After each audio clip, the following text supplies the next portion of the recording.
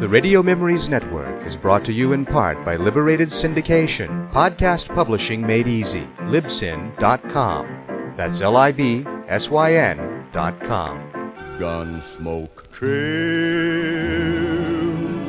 oh, tell me of days gone by, though alone, you still wind your way. All the ghostly horsemen riding as they speed the eastern mail. It's up to you to see them through Gunsmoke Trail. Gunsmoke Trail.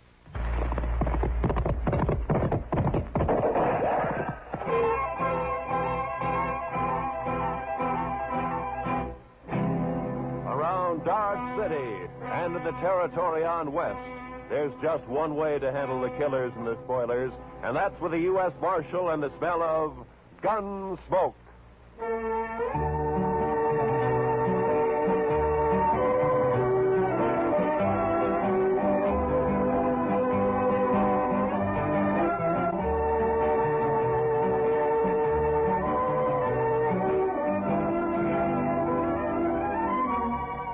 Gunsmoke, starring William Conrad. The story of the violence that moved west with young America. The story of a man who moved with it. Matt Dillon, United States Marshal.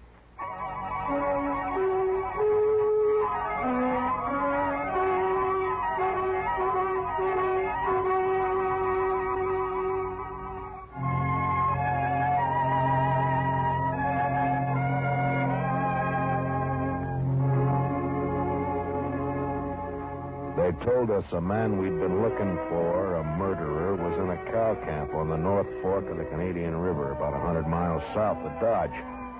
So Chester and I rode down to take a look. We found a fellow there with a right name but the wrong face. So we started back. First night we camped in a dry, buffalo-rutted depression. The next morning I woke shortly after daybreak to find Chester already cooking breakfast. Morning, Mr. Dillon. Meat'll be done soon. The coffee made, Chester? That's what I need. It's boiling. I didn't make much, though. I thought I'd better save our water. You know, Chester, I'll bet right now the doc's back there in St. Louis, holed up in some fancy hotel and still asleep. That's quite a thought, sir. Yeah. Him right in the middle of St. Louis and us way out here on the prairie. I'll bet he's even got sheets on his bed. I wouldn't be surprised, Mr. Dillon. Doc said this was one vacation he was going to splurge on. He's riding the Santa Fe both ways. Huh? Well, meat's done. I cleaned off this rock here to cut it on. Oh, good.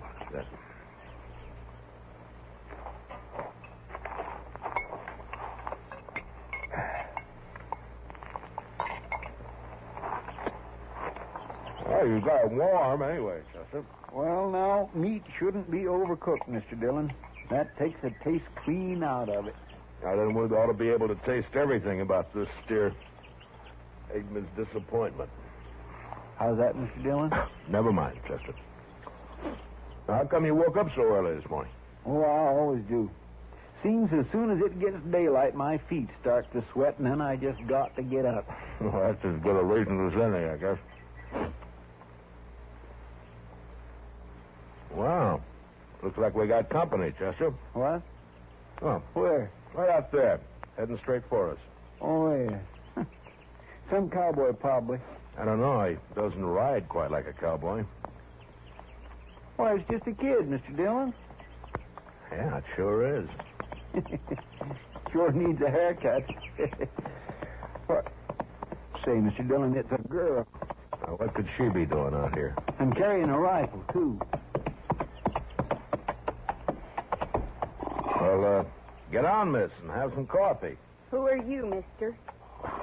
Hi, this is Chester Proudfoot, and I'm Matt Dillon. How do you do? You rustlers or what? Not exactly. I'm the U.S. Marshal out of Dodge, ma'am. U.S. Marshal? Oh, that's good. It is? Why? I need help, Mr. Marshal. My daddy's awful sick. Sick? Well, where is your daddy? We got a homestead about a mile over that rise back there. Oh, what's he sick with?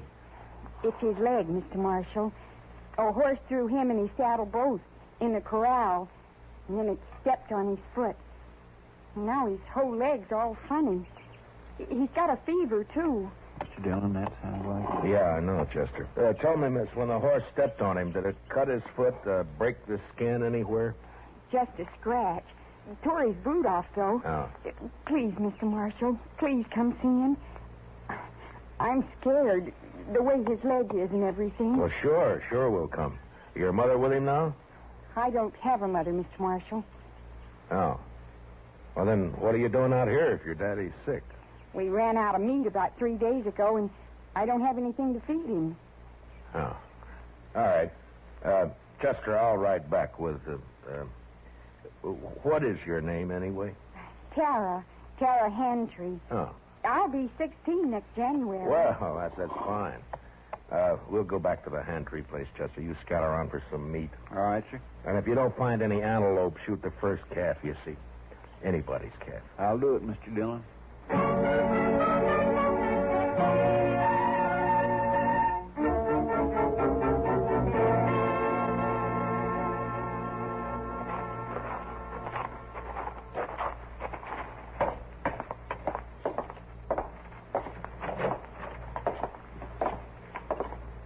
He's in the sleeping room, Mr. Marshall. No.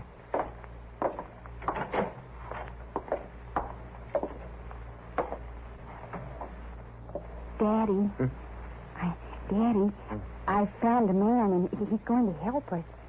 And, Daddy, he's a marshal, a U.S. marshal. Matt Dillon, Mr. Hantry. How you feeling?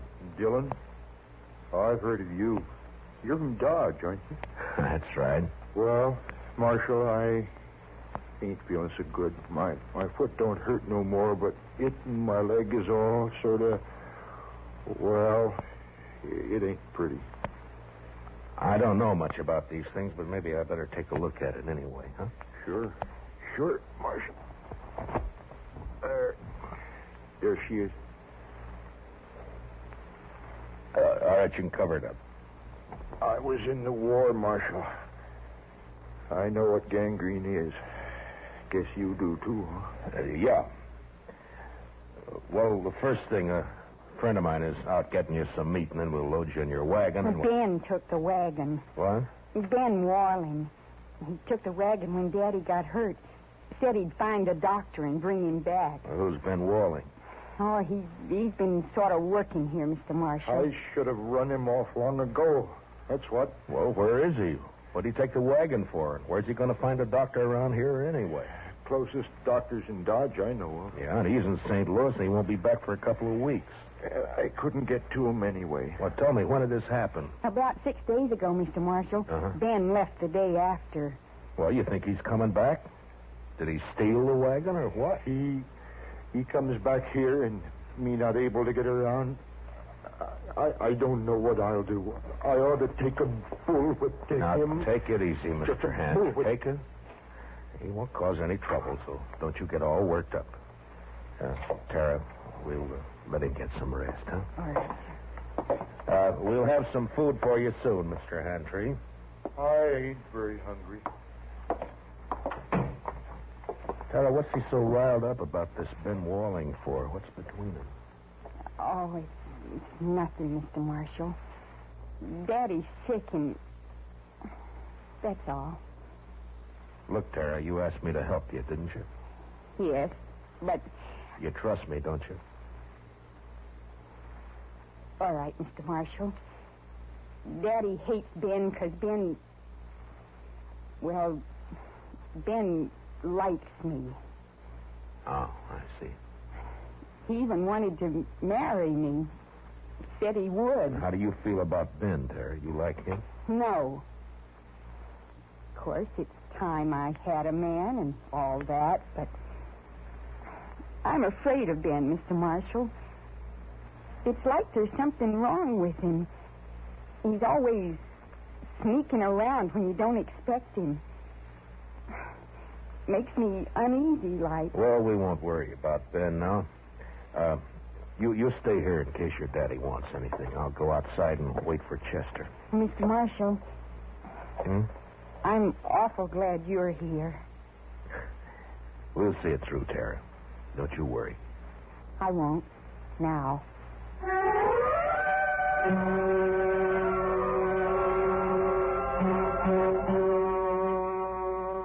I went outside and walked over to the small corral that stood nearby. There I rolled a smoke and looked out across the flat distances of the prairie. And I wondered how anyone could survive in all that emptiness. Handtree lying on his bed back there in the house. He wouldn't survive. The prairie got to him all right. And its vast loneliness had put him out of reach of any help. And Tara, what could she do out here in this endless land of grass? I was glad to get my mind off it when Chester rode in with an antelope across his saddle. We hung it on the corral, dressed it, took a hind quarter into Tara. Then we went back outside and sat down. Yes, sir. She's a plucky girl, Mr. Dillon. Fine girl, Chester.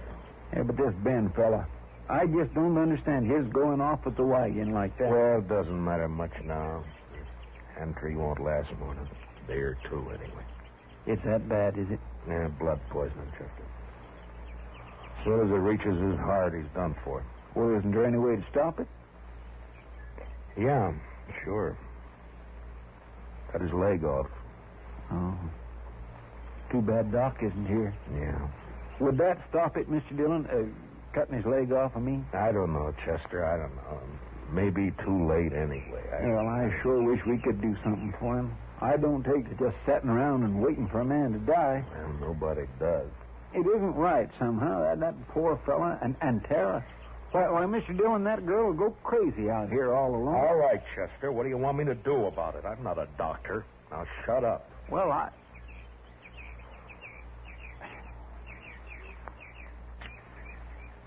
Mr. Dillon, you could do it. I know you could. Do what? Be a doctor. Long enough to save Mr. Handtree's life. Are you anyway. out of your head? No, sir. Then what are you talking like that for? The most I ever did was doctor a horse for the colic. That's fine training for this, isn't it? I know. I couldn't do it. I just plain don't have the spirit. But you do. Oh, why didn't I leave you back in Dodge? It wouldn't have mattered anyway, Mr. Dillon, because you would never just stand by and let a man die. Let's go talk to him, Chester. Thank you, Mr. Dillon.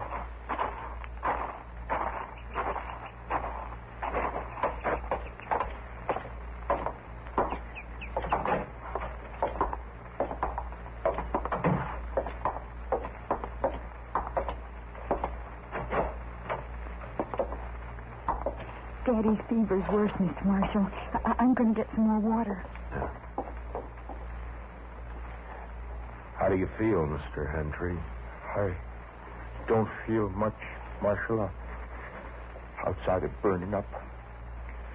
I've been trying to tell Tara I just can't last long with blood poisoning. She's just got to figure on it. Well, that's what I came to talk to you about. I guess you know the only thing that'll give you a chance. I know. I've been thinking about it. But I couldn't ask any man to do that. You didn't ask me. Well, it's up to you, Mr. Handtree. I'll try it if you're willing. Only thing is, I won't know much about what I'm doing. I seen it done in the Union Army, Marshal. I could tell you some things. All right. The only thing is, Marshal, I don't know I'd be much use around here with one leg. Well, you'll have to decide that for yourself. I know. You could move to town, Mr. Handtree, you and Tara. That's it, Tara. If it was just me, I wouldn't do it, but I can't leave Tara alone. Now, if I can help it, I can't. All right, Marshal. Let's do it. You're a brave man. No. No, Marshal. I just don't have any choice. Come on. Let's get it over with. You got any liquor in the house? There's a jug of corn out in the kitchen. Get it, Chester. You can start drinking it while we're getting everything else ready. Tell Tara to start boiling a lot of water. Yeah. I'll talk to her in a few minutes. I'll be right back. Now, I want you to tell me everything that you know about this, Mr. Hantry. First, I'll tell you what you'll need. Mm-hmm. There's a straight iron out by the corral somewhere. Yeah. You can heat it in the main room fireplace. Right. Now, what else? Tara will find some cloth for bandages. And the rest of the stuff you can get in the kitchen. Uh-huh. The only thing worrying me is what'll we use to tie off the arteries with? Plain thread won't hold. Well, maybe some thin strips of rawhide. No, they'd soak through. You got to have something. I know. At least I think it'll work. What about horsehair? Oh, that's it, Marshal. Pull it off the tail. It'll work fine. Here's the jug, Mr. Hantry, and I brought you a cup, too. Pour me some. I want to get good and drunk. Here you are, Mr. Hantry.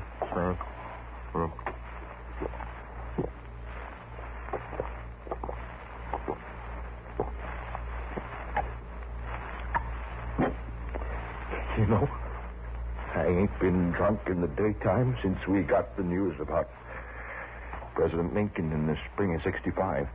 You better have your talk with Tara before that takes hold. Ask her to come in, will you?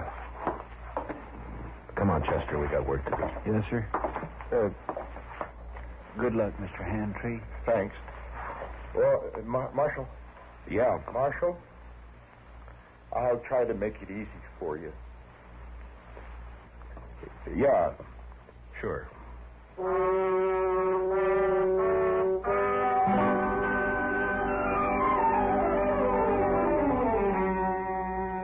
Shortly after noon, I operated. Whether it was the corn whiskey or his own hard courage, I don't know, but Hantry never whimpered. Chester stood outside the door and brought me whatever I needed. Tara waited in the kitchen, boiling more water and thinking her own thoughts. Maybe it was harder on her than any of us. Toward the end, Hantry mercifully passed out. When I'd finally finished bandaging him, I was kind of faint myself. I'd done everything I could. I just hoped I'd done it right. How is he, Mr. Dillon? You'll have to clean up in there, Chester. I've got to get outside for some air. Yes, sir, I'll do it. And put that fire out. It's hot enough around here. I don't know how you did it, Mr. Dillon. Tara? Tara, will you come on outside for a while?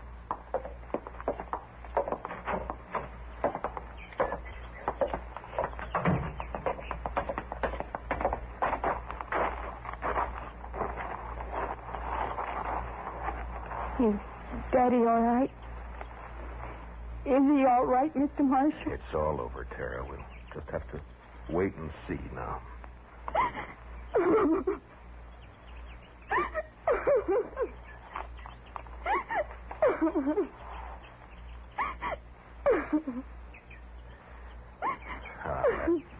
There now, Tara. He's all right.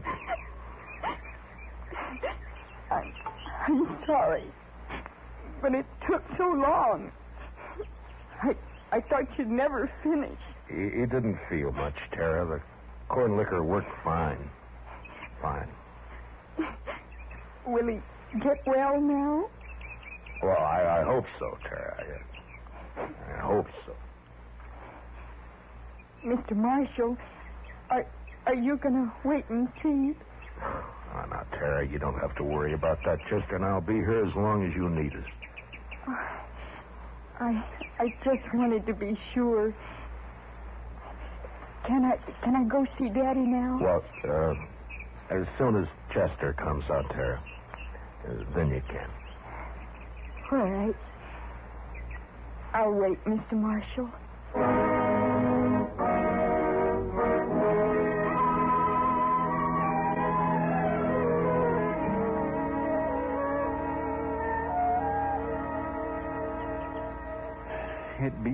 Mr. Dillon, how he can just lay there so quiet and peaceful. It's only been 4 or 5 hours, Chester. The liquor hasn't worn off yet.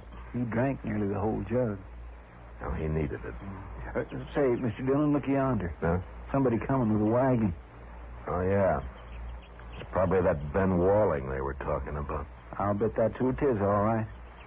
Wonder what he'll have to say for himself. Ah, you'll think of something, Chester. His kind always do. You recognize him? No, sir. Do you? No, I never saw him before.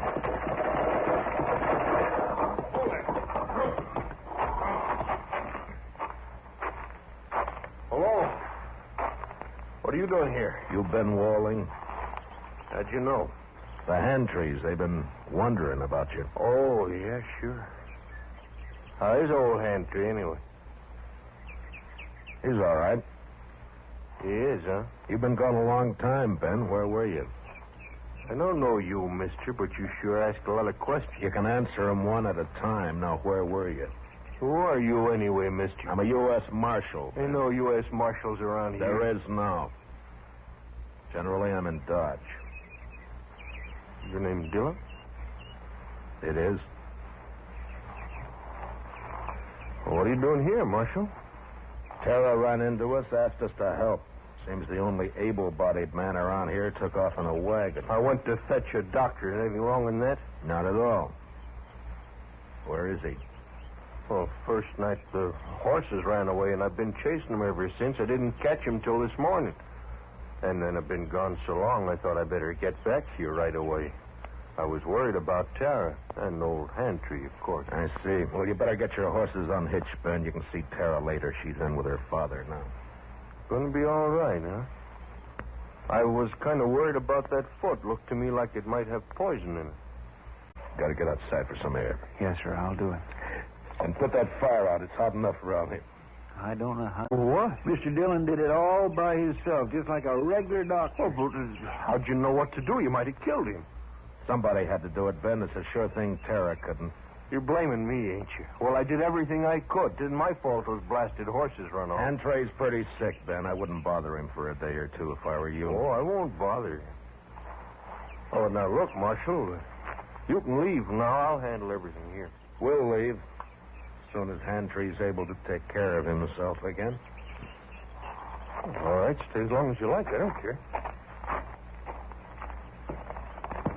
Mr. Dillon? Yeah. I think that Ben is a no-good liar. You're right on both counts, Chester.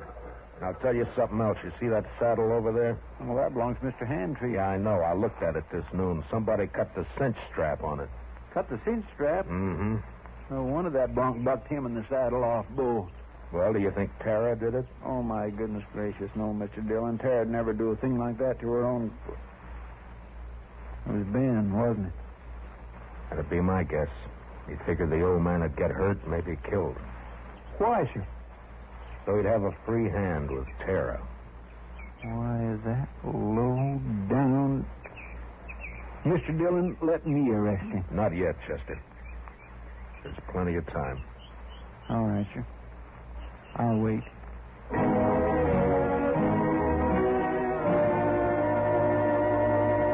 There wasn't as much time as I figured. Hantry had a bad night, and by morning he was so weak he couldn't lift his head.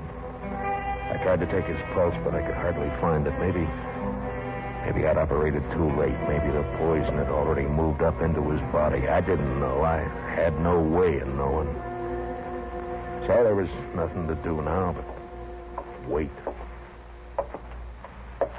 Want some more coffee, Mr. Dillon? Yeah, thank you, Chester. We'll fill it up, huh?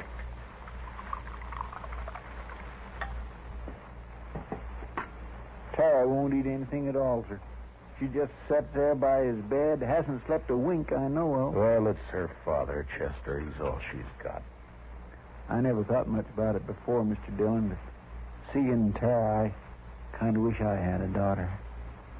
You'd have to change your profession if you were going to take care of a daughter, Chester. Why, I don't have any profession, Mr. Dillon. Oh, Mr. Marshall. Yeah, what is it, Tara? Please come. Daddy wants you. I think he's... You better come too, Chester. Yes, sir.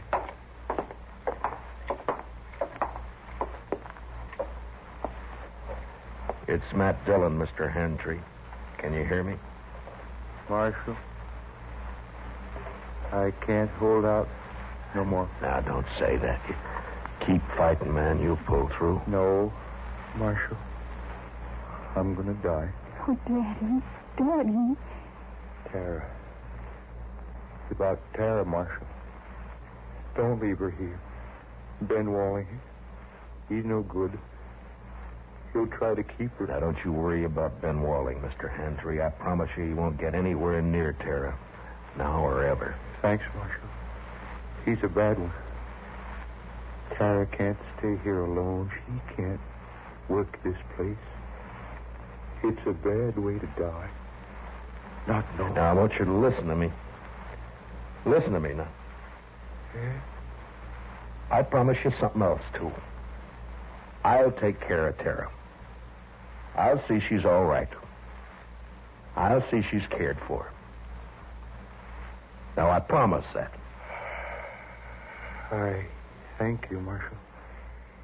I sure. Where's Tara? Daddy, I'm right here. Daddy. Tara.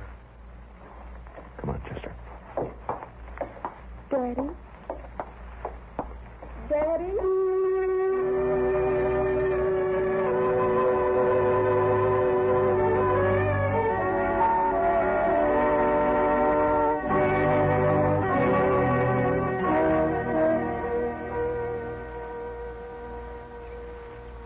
I don't know, Mr. Dillon. I don't think they'd have made out on this place anyway. Why not, Chester? Well, there just isn't enough water. That one little old spring's all they've got. Well, if they had a lake, it'd still be too much for Tara. What are we going to do with her, Mr. Dillon? I don't know, Chester. We'll have to think of something, though. My, I wish she'd come out of that house. I don't like it, her in there breaking her heart. Give her a little time, Chester. She'll be all right. Don't you move a finger, either one of you. Well, No, you're mighty careless with that rifle, Ben. Don't get smart with me, Marshal. I know what I'm doing. And what would that be? I heard you in there. Heard you promise to take Tara away. I was right by the window. I heard it all. You got a curious way of courting a girl, Ben, trying to kill her father. Yeah, and I saw you yesterday looking at that saddle, but I didn't kill him, Marshal. You did. that's a lie, Ben Walling, and Will you you know it. shut up? I won't shut up. If we'd have just got here sooner, Mr. Dillon would have saved him, that's all. Yeah? Well, it's too bad you got here at all. Because you're going to die for it. Both of you. Put the gun down, Ben. You're under arrest for attempted murder. You stay right where you are, Marshal. You know, I have an idea you've smelled powder before, Ben, and that you're afraid of it. Marshal? I have an idea that's why you tried to get Handtree like you did instead of facing it. Stop her. And right now you wish you didn't have that rifle at all, don't you, Ben? Because I might have to shoot you for it, huh? No, don't, Marshal. Give me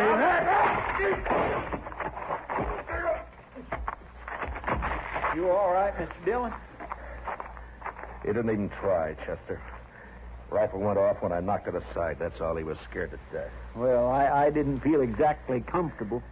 Well, tie him up and keep an eye on him. I'll go see Tara. Yes, sir, Mr. Dillon.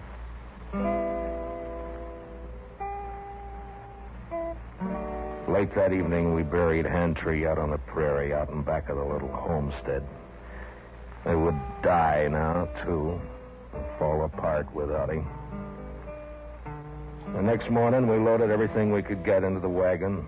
With Tara beside me, we started out for Dodge. Ben Wallen never said a word. Chester led his horse, and they rode along ahead of us. I had plenty of time to tell Tara all about Dodge and how there were some good people there and how we'd find her a home and family. She sat there, tight-lipped. She didn't say much. But she never once looked back.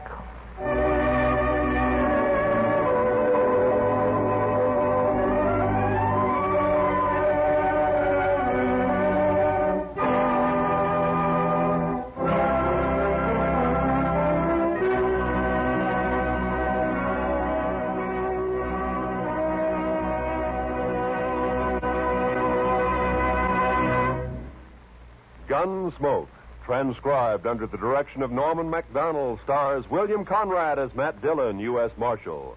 Tonight's story was specially written for Gunsmoke by John Meston, with music composed and conducted by Rex Corey. Featured in the cast were John Daner, Sammy Hill, and Larry Dobkin. Parley Bear is Chester. Join us again next week as Matt Dillon, U.S. Marshal, fights to bring law and order out of the wild violence of the West in Gunsmoke.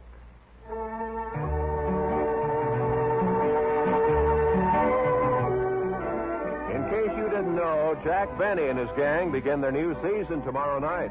Jack, Mary, Don, Dennis, and Rochester welcome a new member to the team, the head man of CBS Radio's Club 15 show, Bob Crosby.